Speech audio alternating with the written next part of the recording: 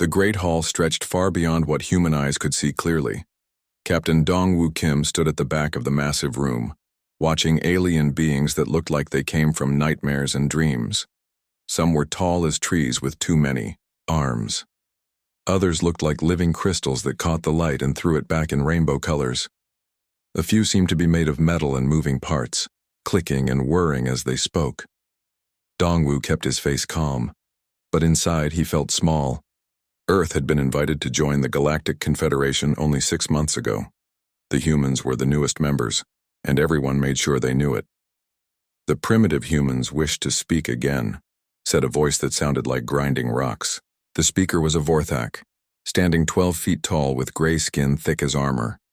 Its forearms moved as it talked, and its black eyes looked down at the human section with something that might have been amusement. Ambassador Ji-Hai Park stepped forward from the small group of humans. She wore her best diplomatic uniform, dark blue with silver trim. Her black hair was pulled back in a neat style, and she carried herself with quiet dignity. But Dong-Woo could see the tension in her shoulders. "We have reviewed the situation. Reports about the Devourer sightings," Ji-Hai said clearly. Her voice carried well in the huge space, though it sounded tiny compared to the alien speakers. "Earth offers our full military support to any defensive operations." A sound filled the hall that took Dong-Woo a moment to recognize. It was laughter. Dozens of alien species were laughing at them. The crystalline being that served as the Nexari representative spoke next. Its voice sounded like music, but cold music without warmth. "The young species offers its military support," it said, and somehow the beautiful voice made the words sound like an insult. "How touching. Tell us, Ambassador." "Park, how many ships does your full military support include?" Ji-Hai kept her back straight. "The Earth Defense Fleet consists of 200 vessels of various classes, with plans to expand 200. The interruption came from something that looked like a floating jellyfish made of light. "The Nexari 3rd Patrol Fleet alone has over 50,000 ships. 200 ships is not a fleet. It is barely a training squadron." More laughter echoed through the hall. Dong-Woo felt his hands make fists, but he forced them to relax. Getting angry would only make things worse. Admiral Tae-Ho Lee, the highest-ranking human military officer present, spoke up. "Our ships may be few, but our crews are well-trained and motivated. We have experience in difficult combat situations." "Combat situations?" The Vorthak delegate's rock-grinding voice held clear mockery. "Young Admiral, your species has never faced anything more dangerous than others of your own kind. You fought wars on your single planet against yourselves. You call this military experience?" "We have studied your military history," added another alien, this one looking like a giant insect with too many legs. "Your tactics are crude. Your strategies rely on what you call courage, but what we recognize as simple ignorance of danger. You send your people into situations that any reasonable being would avoid." "Emotional responses to combat," agreed the Nexari representative. "Very primitive. Civilized warfare requires precision, calculation, and advanced technology. Emotions are weaknesses that get soldiers killed needlessly." Ji-Hai took a deep breath.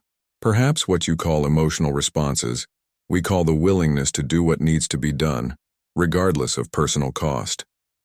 "Exactly our point," said the floating jellyfish being.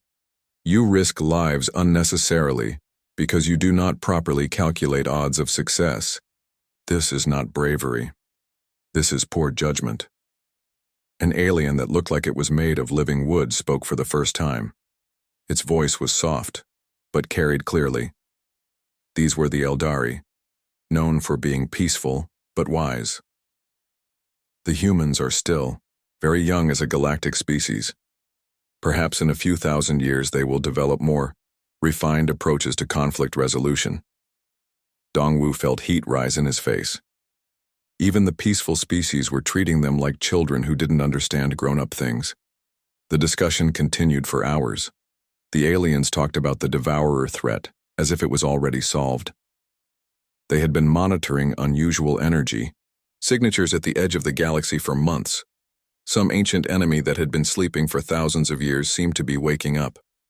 but the aliens spoke with confidence about their superior technology and battle-tested strategies. The Devourer forces, if they truly have returned, will find us much different from the primitive species they conquered ages ago, declared the Vorthak. Our weapons are far more advanced now. Our shields can stop anything. Our calculations show that any Devourer fleet would be destroyed within days of entering our territory. The probability matrices are clear, agreed the Nexari. Superior technology plus logical tactics equals certain victory. There is no scenario in which the Devourers could pose a real threat to the modern Confederation.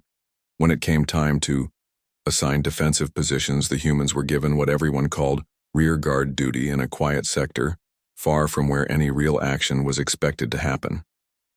The Outer Rim territories need patrol coverage, the Vorthak explained, making it sound like a generous gift.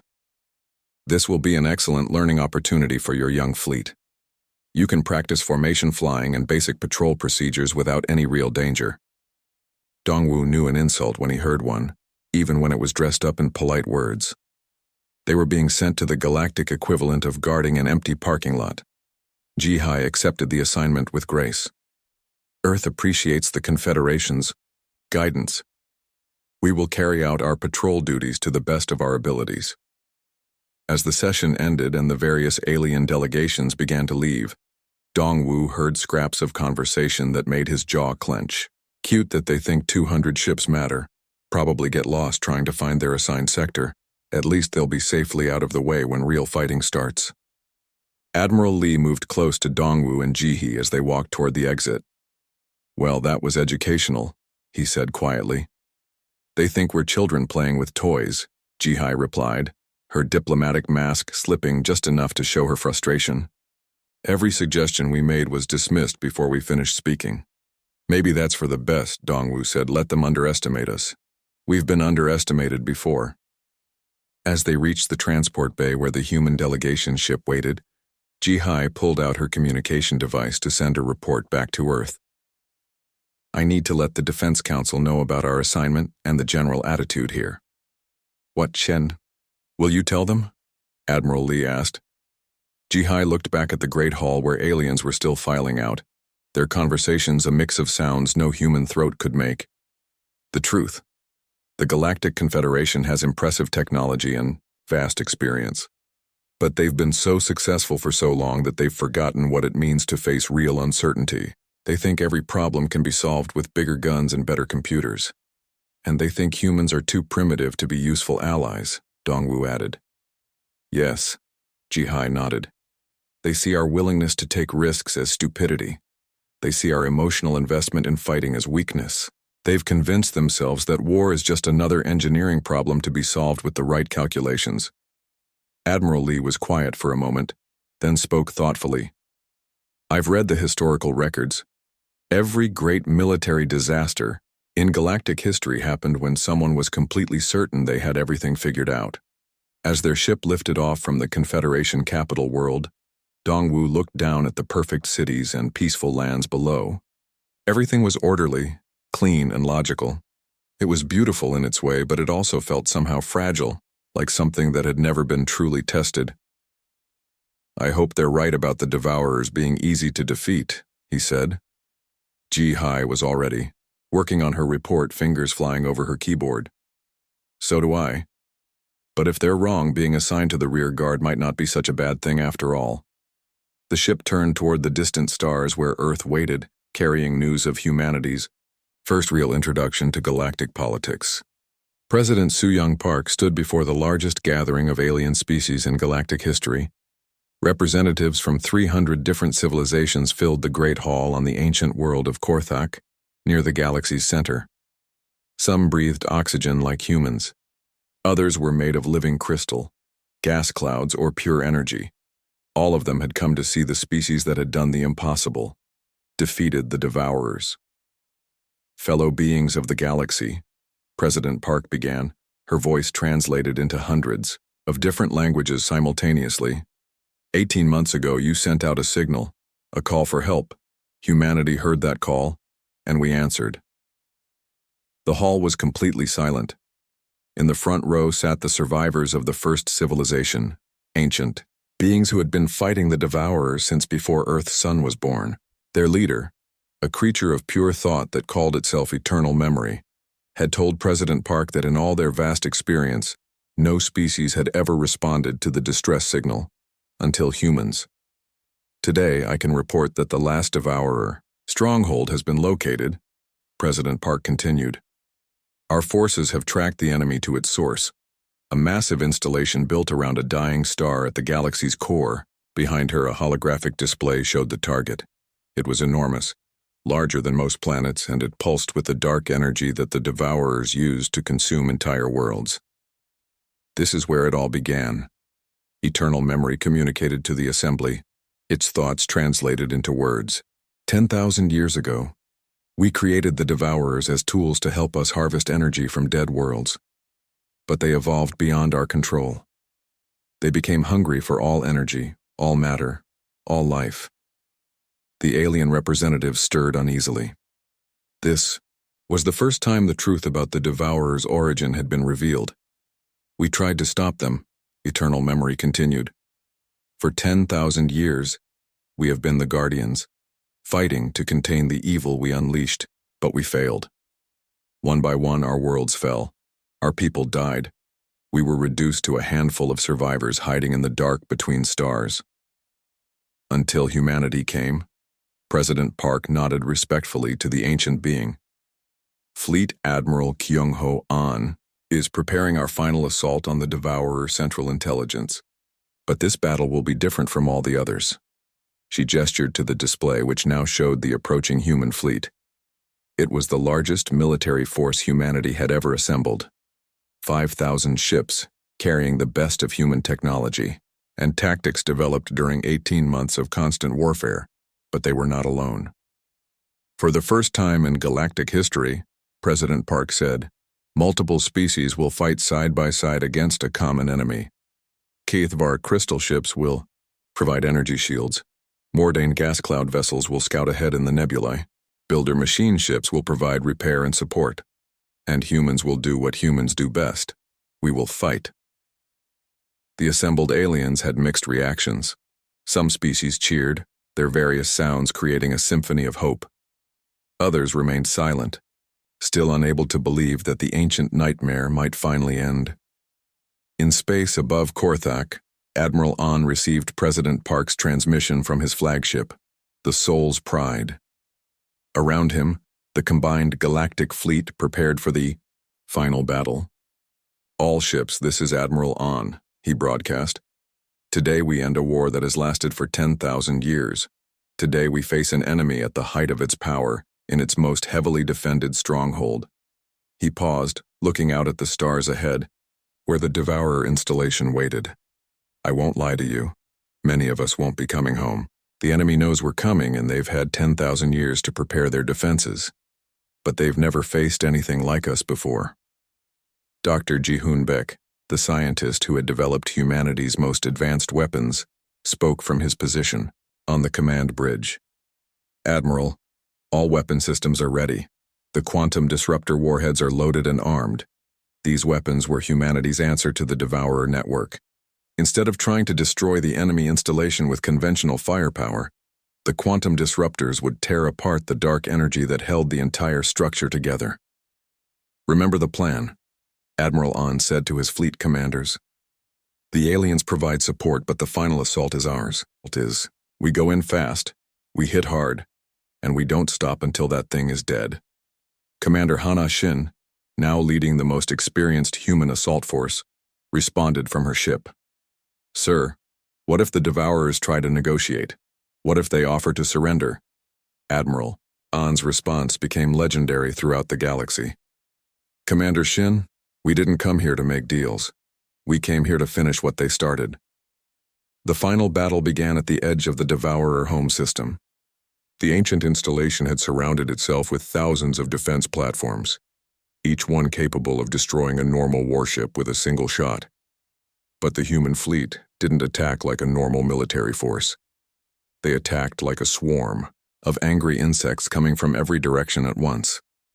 HFY crystal ships absorbed enemy fire and redirected it back at the defenders. Mordane gas cloud vessels slipped through the defensive grid to attack from within. Builder machines repaired damaged human ships even as the battle raged around them. And through it all, human vessels pushed forward with stubborn determination, taking losses but never slowing down. Breakthrough in Sector 7, reported Commander Changmin No. Human assault teams have reached the outer shell of the installation. Sector 12 is clear, called Commander Yujin Quan. Defense platforms destroyed. But the hardest fighting was yet to come. As the human forces penetrated the Devourer installation's defenses, they discovered that the ancient enemy had one final surprise. The Central Intelligence itself was alive, not a machine or computer, but a vast creature that had consumed the life force of billions of beings over thousands of years. It spoke to the human forces as they fought their way through its mechanical defenses. "Why do you fight for them?" the Devourer Intelligence asked, its voice echoing through every human ship's communication system. "These aliens mean nothing to you. Join with us. We will give you power beyond imagination." Admiral An's response was broadcast to every ship in the fleet. "We fight because someone asked for help. That's what humans do." The final assault took place deep within the installation's core. Commander Hana Shin led a boarding party of enhanced human soldiers through passages that pulsed like the inside of a living creature. "Admiral," she reported, "we've reached the central chamber. The quantum disruptors are in position." "Do it," Admiral An ordered. Commander Shin looked at her soldiers. They all knew this was a one-way mission. The quantum disruptors would destroy the Devourer Intelligence, but the explosion would also destroy anyone close enough to plant the charges. "It's been an honor serving with all of you," she said simply. "For humanity," her soldiers replied. The explosion lit up the entire star system. The Devourer installation, which had consumed the energy of countless worlds, tore itself apart from within. The ancient intelligence that had terrorized the galaxy for 10,000 years died in a burst of quantum fire. But the cost was enormous. Of the 5,000 ships in the combined fleet, only 2,000 survived the battle. Thousands of human soldiers, including Commander Shin and her entire boarding party, gave their lives to end the ancient threat. When the light faded, the galaxy was free. President Park stood once again before the Galactic Assembly, this time on Earth. The blue world had become the unofficial capital of the galaxy, not through conquest but through respect. "The Devourer threat is ended," she announced, "but our work is not finished." Around her, alien representatives listened as she outlined humanity's plans for the future. Human military academies would train officers from all species in defensive warfare. Human engineering teams would help rebuild worlds that had been damaged by the Devourers. And human fleets would continue to patrol the galaxy, ready to respond to any new threats that might emerge. 5 years ago, President Park said, humanity was just one species on one small world. We thought we were alone in the universe. Today we are part of a galactic community of thousands of species. We are no longer alone, and neither are any of you. She looked out at the assembled aliens, many of whom had traveled across the galaxy just to see the world that had produced the species, crazy enough to fight the Devourers. The galaxy sent a signal, President Park concluded. Humanity answered the call, and we will continue to answer, whenever and wherever help is needed.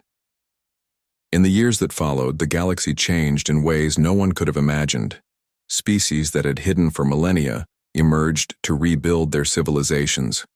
New technologies were developed through cooperation between different forms of life, and at the center of it all were humans, still serving as the galaxy's protectors.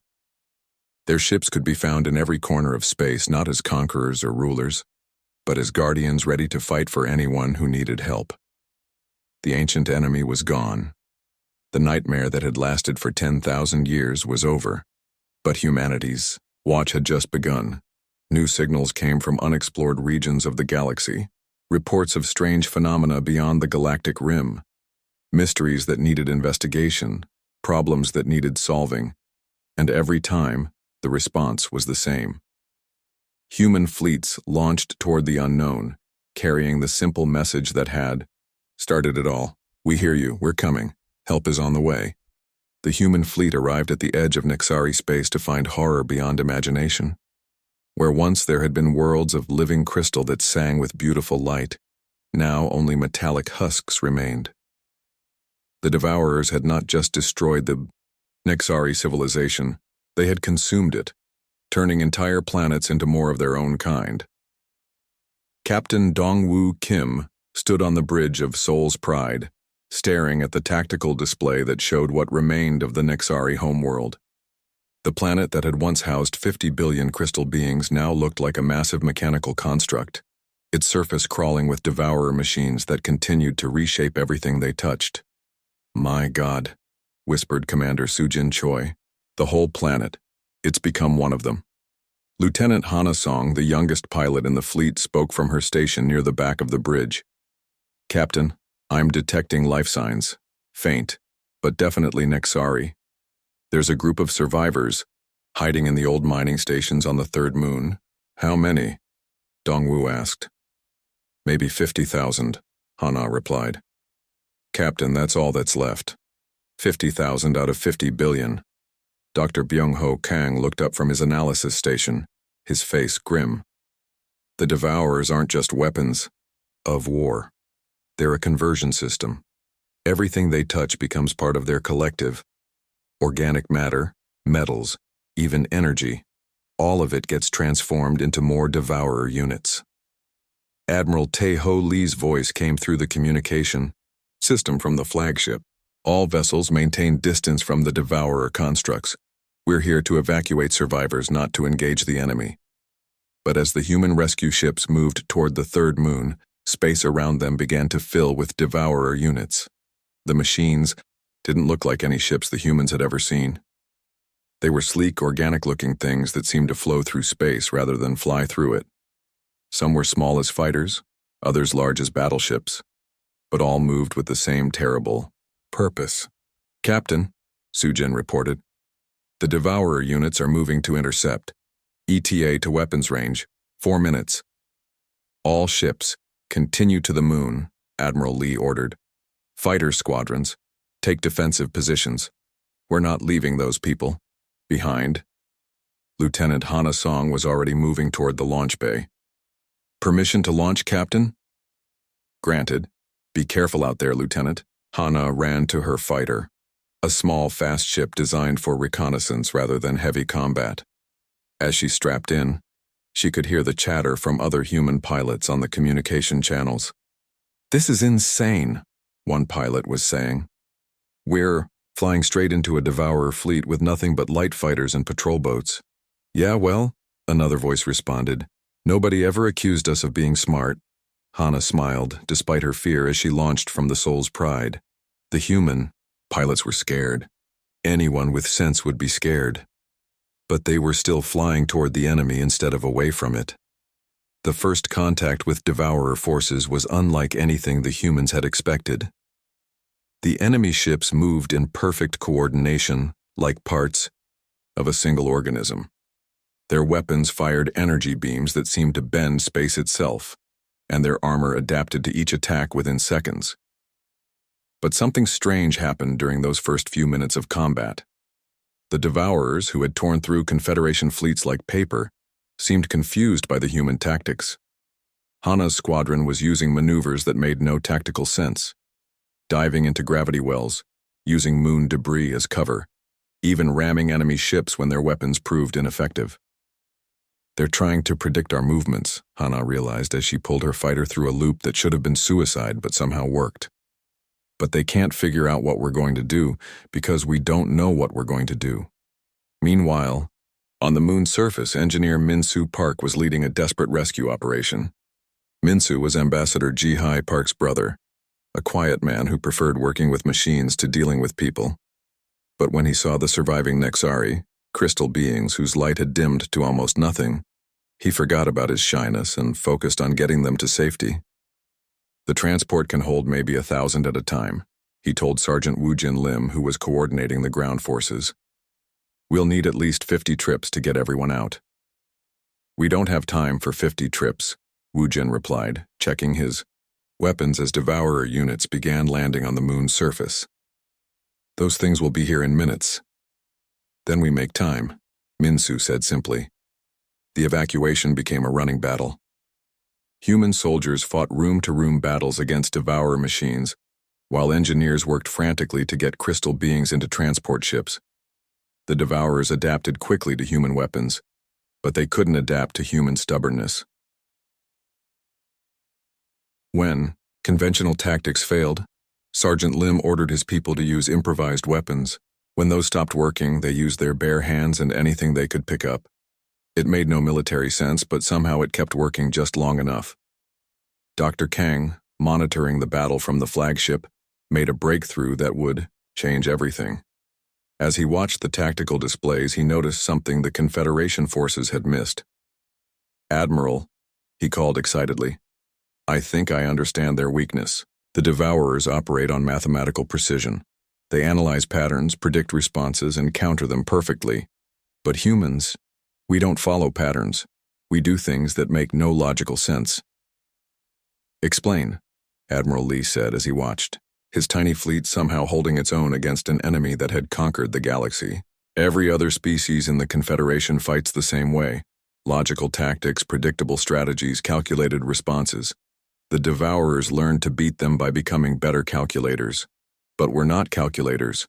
We're chaos engines. We do things that any reasonable military doctrine would call suicide. And that's why we're still alive when the Vorthak aren't?" "Exactly. Their artificial intelligence is vast, but it needs patterns to work with. We don't give it patterns. We give it random madness that somehow works." The rescue operation continued for 6 hours.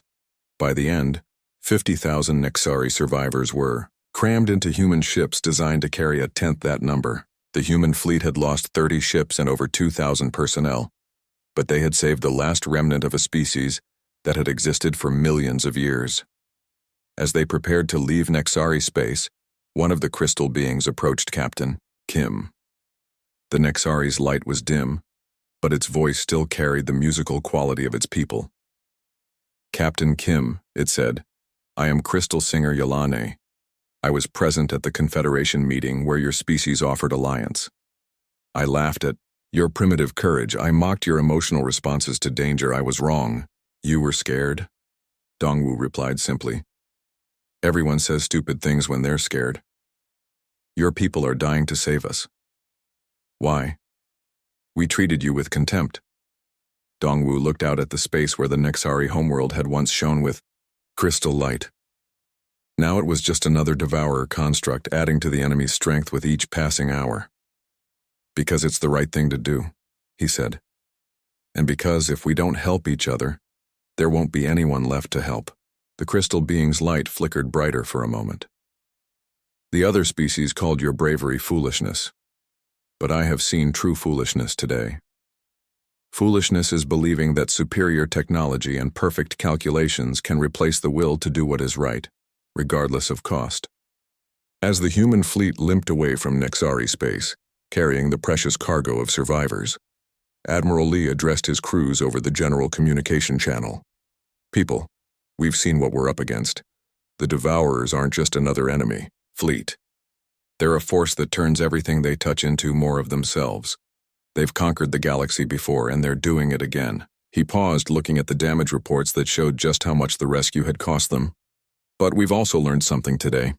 The enemy can adapt to logical tactics and predictable strategies. They can counter superior technology and perfect planning. But they can't counter the human spirit. They can't adapt to people who are willing to do impossible things for the right reasons. The Confederation species called us primitive. They said our courage was ignorance and our determination was emotional weakness. Maybe they were right. Maybe we are primitive. But right now, primitive and stubborn might be exactly what the galaxy needs." The human fleet set course for the next crisis zone, where more refugees waited for rescue and more impossible odds demanded that someone be foolish enough to face them. Behind them, the Nexari homeworld continued its transformation into something alien and terrible.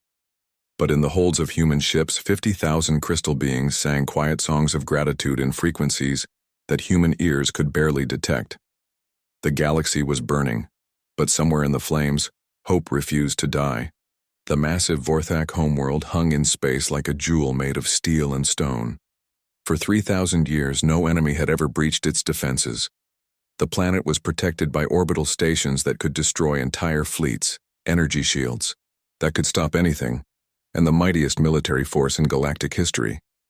But now the Devourers had surrounded Vorthak Prime with a fleet so vast, it blocked out the stars.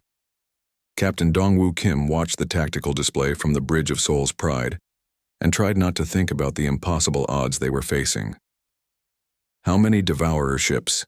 he asked Commander Sujin Choi. "Computer estimates over 1 million. Units," Sujin replied, her voice steady despite the fear everyone was feeling. "Captain, our entire fleet is 170 ships. We lost 30 at Nexari Space." Admiral Taeho Lee's voice came through the communication system, addressing all human vessels. "All ships, this is Admiral Lee. I know what you're thinking. I know this looks impossible. 170 ships against 1 million. The smart thing would be to retreat and find somewhere to hide until this is over." He paused, and Dongwoo could hear the weight of command in the Admiral's voice. "But if Vorthak Prime falls, there's nowhere to hide.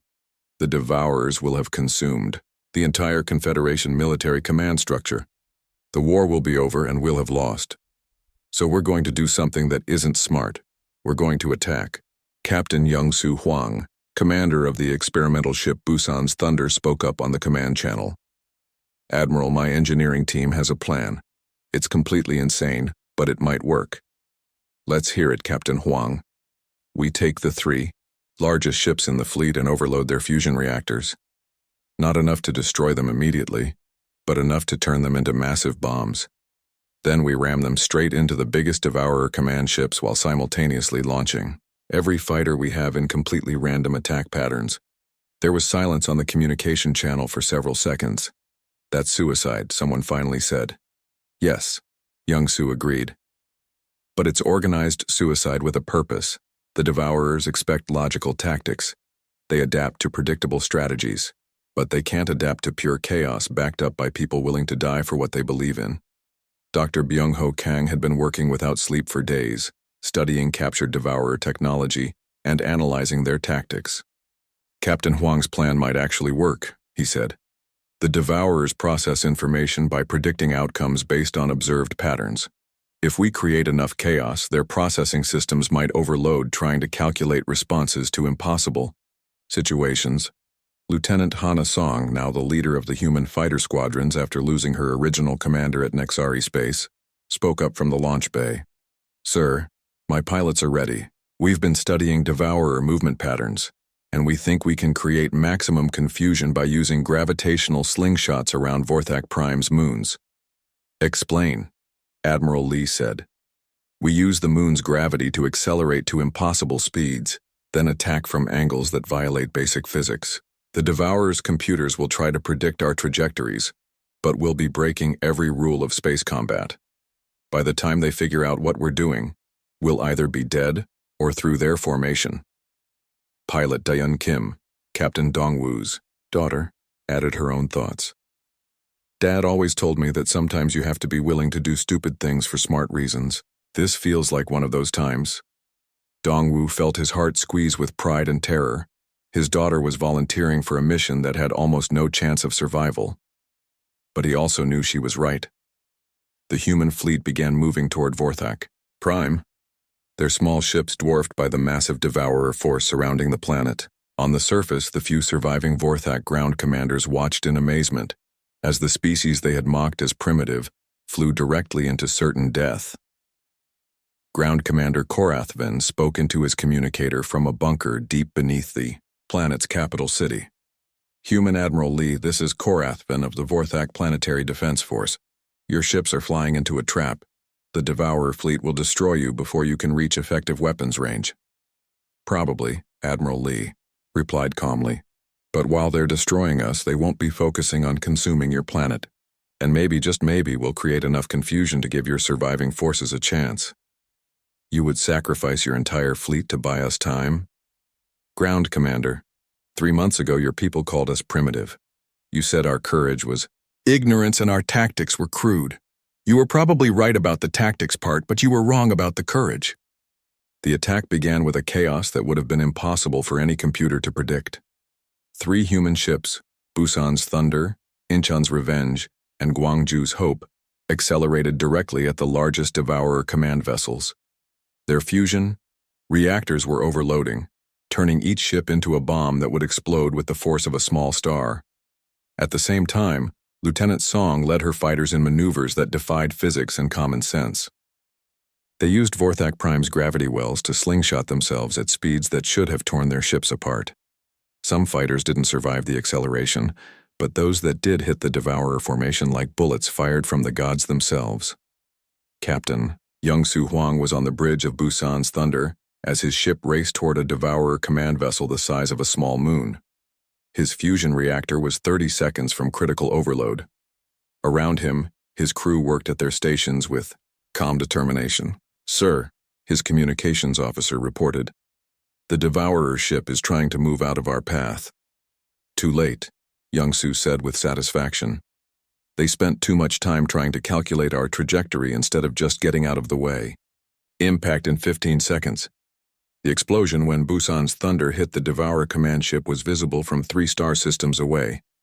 The blast tore a hole in the enemy formation and sent shockwaves through space that disrupted Devourer communications across the entire fleet. Meanwhile, Da-eun Kim's fighter squadron was creating chaos in ways that military textbooks said were impossible.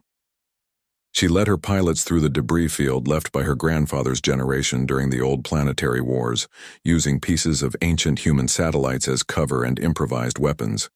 "This is insane," her wingman called over the radio as they dodged through a storm of Devourer fire. "Yeah," Daeun replied, laughing despite the terror. "Isn't it great?" On the surface of Vorthak Prime, engineer Min-Soo Park was leading a different kind of impossible mission. While the space battle raged overhead, he and a team of human engineers were working with Vorthak technicians to turn the planet's own defensive systems against the Devourers. The orbital defense platforms were designed to stop conventional attacks, explained Vorthak engineer Malaktor. But the Devourers have adapted to our weapons. They no longer function. "Then we don't use them as weapons," Min-Soo replied, his fingers flying over control panels that weren't designed for human hands. "We use them as noisemakers." "I do not understand. The Devourers process information by analyzing patterns. But what if we flood their sensors with so much random data that they can't tell the difference between real threats and fake ones?" Min-Soo's plan was simple in concept but incredibly difficult to execute. He reprogrammed the orbital defense platforms to broadcast random energy signatures, false target data, and sensor ghosts. The platforms would fire harmless light shows. Instead of deadly weapons, but to devour sensors, it would look like the entire planet was bristling with unknown defensive systems. The plan worked better than anyone had hoped. The Devourer fleet, already confused by the chaotic human attack from space, suddenly found their sensors reporting thousands of new threats from the planet's surface. Their computers began dedicating massive processing power to analyzing threats that didn't exist. For the first time since the war began, Devourer units began making mistakes. Ships collided with each other as their navigation systems struggled with conflicting data. Weapons systems fired at empty space. Formation patterns broke down as individual units tried to respond to phantom attacks. "It's working," Dr. Kang reported, from the human flagship. "The Devourer fleet is losing coordination. Their response time is increasing. Some units have stopped responding to commands entirely, but the victory came at a terrible price. Of the 170 ships that had entered the battle, fewer than 50 remained. Thousands of human personnel had given their lives to create the chaos that was now tearing apart the Devourer formation." Admiral Lee, his own ship badly damaged, addressed the surviving forces. "All ships, begin evacuation of Vorthak Prime. We've bought time, but not much. The Devourers will adapt to our tactics eventually." Ground Commander Korathvin led the evacuation from the planet's surface. As Vorthak civilians boarded human transport ships, he found himself standing next to Captain Dongwoo Kim, who had come down to coordinate the rescue personally. "Captain Kim," the massive Vorthak said, "I owe you an apology. When your species first offered alliance, I called your courage primitive aggression. I said you did not understand civilized warfare. Dongwu looked up at the 10-foot-tall alien warrior. Ground Commander, you were right about civilized warfare.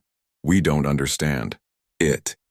The Reformed Galactic Council met in a hastily constructed station, orbiting a small moon in neutral space. Where once there had been hundreds of species represented in a magnificent hall, now fewer than 30 delegations sat in a simple chamber, built from salvaged materials. The empty seats told the story of the war better than any official report could. Ambassador Ji-Hai Park stood before the surviving representatives of galactic civilization. Her diplomatic uniform was patched and worn, and her face showed the weight of months spent coordinating refugee operations. But her voice was clear and strong as she addressed the council. Honored delegates, she began. 6 months ago, you called humanity primitive. You said our courage was ignorance and our willingness to sacrifice was emotional weakness. You assigned us to patrol empty space because you believed we had nothing valuable to offer. The chamber was silent. The few surviving Vorthak delegates kept their massive heads bowed. The remaining Nexari representatives had lost much of their crystalline glow. Even the peaceful Eldari looked older and more fragile than before. Today, Ji-Hai continued, humanity stands as the largest remaining military force in what used to be the Galactic Confederation. Not because we were the strongest or the smartest, but because we were willing to do things that your calculations said were impossible. Fleet Admiral Jin Ayun sat in the front row, wearing the uniform of the newly formed Combined Defense Force. She was a small woman with gray hair and quiet eyes, but every being in the room knew she now commanded the most powerful military force left in the galaxy. The human fleet had grown from 200 ships to over 3,000. As refugees joined the cause and captured Devourer technology was adapted for their use. The question before us today, Ji-Hai said, is what happens next. The Devourers control 70% of former Confederation space. They have consumed entire star systems and turned them into manufacturing centers for their forces. By any logical calculation, we have already lost this war. Crystal Singer Yalane, one of the few surviving Nexari leaders, stood up slowly. Her crystalline form flickered with dim light as she spoke. Ambassador Park, your species has saved millions of refugees when our own forces failed to save ourselves. You have achieved victories against impossible odds. What do you propose? Dr. Hyun-Woo Nam, the chief scientist of the Human Research Division, stepped forward. He had spent months studying captured Devourer technology and the battle records from every engagement. His findings had changed how everyone understood both the enemy and themselves. Honored delegates, he began. We have discovered something important about the Devourers. They are not simply advanced machines. They are an artificial intelligence system designed to achieve perfect efficiency through complete predictability. They conquer civilizations by learning their patterns and exploiting them. He activated a holographic display showing battle analyses from across the galaxy. Every species in the old Confederation fought the same way. Logical tactics, predictable strategies, calculated responses. The Devourers learned to beat all of you by becoming better at your own game. Ground Commander Korathvan, one of the few surviving Vorthak military leaders, spoke up. But the humans fight differently. Exactly, Dr. Nam replied. Humans are the galaxy's only truly chaotic species. While other races evolved toward perfection within specific environments, humans evolved to survive constant change. We adapt by embracing unpredictability rather than avoiding it. This is our advantage? Asked an Eldari delegate. Chaos? Not chaos, Ji-Hai corrected. Adaptability. The ability to do what needs to be done regardless of whether it makes logical sense. The willingness to sacrifice everything for principles that computers can't calculate. Admiral Yoon stood up and walked to the display. The Devourers have made one critical mistake. They've been so focused on conquering predictable civilizations that they've never learned to fight an enemy that thrives on unpredictability. Change the display to show a tactical map of the galaxy. Red areas showed Devourer-controlled space. Blue areas showed the remaining free territories. The blue areas were tiny islands in a sea of red. We're going to use our advantages, Admiral, Yoon continued. Small, fast ships that can strike without warning. Tactics that make no military sense but somehow work. Crews that are willing to risk everything because they believe in something the Devourers can never understand. "And what is that?" asked a surviving insectoid delegate. "Hope," Admiral Yoon replied simply. "The belief that fighting for what's right is more important than calculating odds of success." Over the following months, the new strategy proved itself again and again.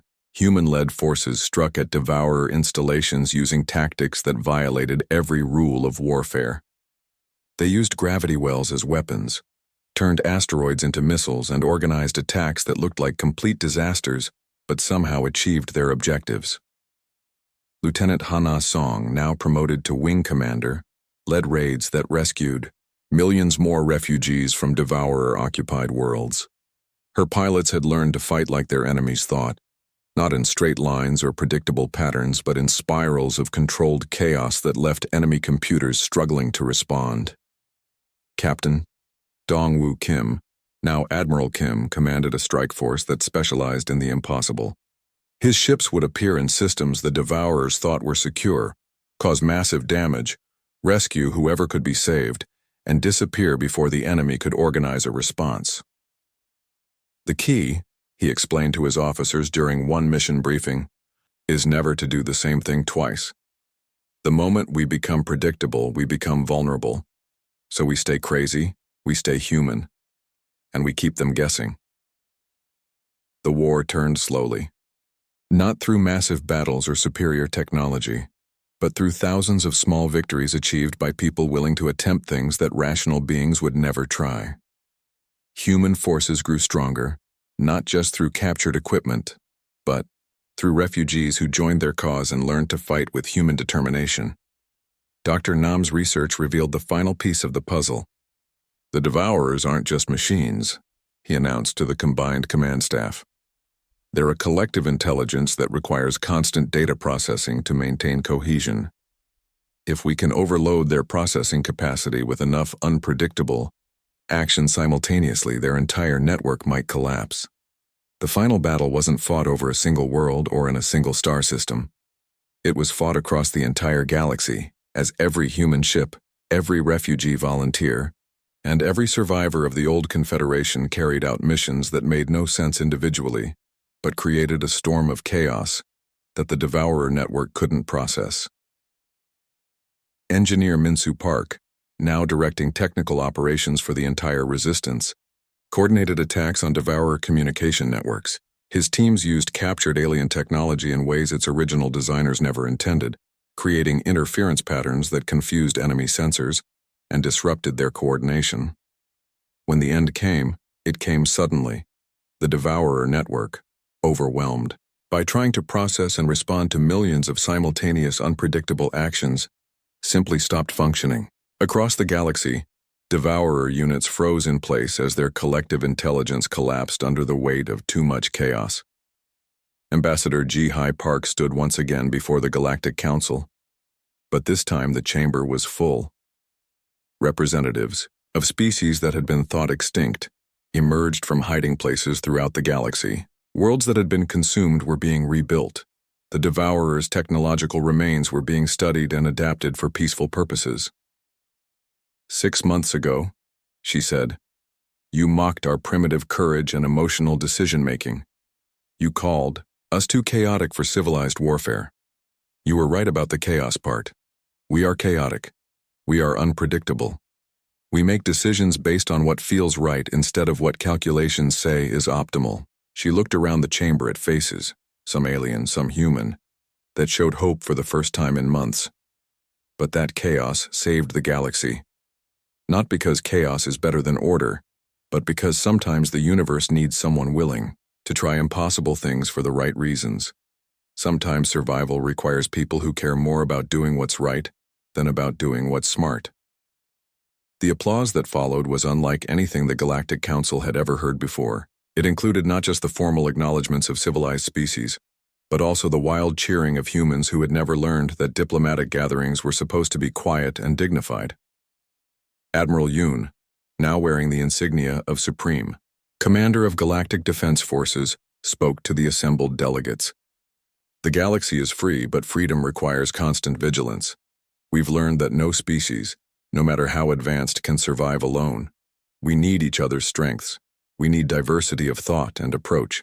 And sometimes we need people crazy, enough to charge into impossible situations because they believe it's the right thing to do. As the council session ended, and beings from across the galaxy began the long work of rebuilding their civilizations, Captain Dong-Woo Kim found himself standing in the observation deck, looking out at the stars that were free once again.